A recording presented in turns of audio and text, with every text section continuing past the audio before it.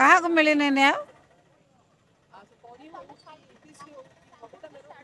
ତାହେଲେ ଏମାନେ ଶପଥ କରିଛନ୍ତି ସେ କରିବେ, କହିଦେଉନାହାନ୍ତି ଯେ ତମେ ଏଇଆ କରିଥିଲ, ଆମେ ଏଇଆ କଲା ପର୍ଯ୍ୟନ୍ତ ଆମେ ଶାସନ କରିବୁ।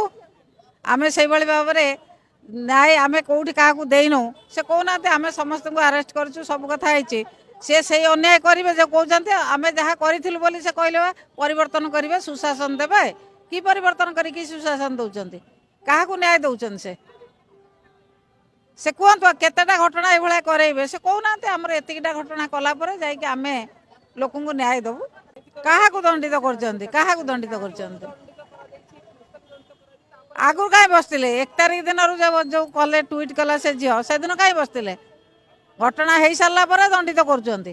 ଗୋଟେ ଜୀବନ ଯାଇସାରିଲା ପରେ, ଗୋଟେ ଭବିଷ୍ୟତ ଦେଶର ନଷ୍ଟ ହେଇସାରିଲା ପରେ ତାପରେ ଦଣ୍ଡିତ କରୁଛନ୍ତି। ଆଗରୁ କ'ଣ କରୁଥିଲେ? ସେମାନେ ଜାଣି ଶୁଣିକି ସେ ପିଲାକୁ ମାରିଦେବା ପାଇଁ ଚେଷ୍ଟା କରୁଥିଲେ କି? ସେ ପିଲା ଏଭଳି ଭାବରେ ପ୍ରଭାବଶାଳୀ ଝିଅ ଥିଲା ଯେ ତାଙ୍କ ପାଇଁ ସରକାରଙ୍କ ପାଇଁ କିଛି ଅସୁବିଧା ସୃଷ୍ଟି କରୁଥିଲା, ସେଇଥିପାଇଁ ତାକୁ ମାରିଦେଲେ କି ଜାଣି ଶୁଣିକି?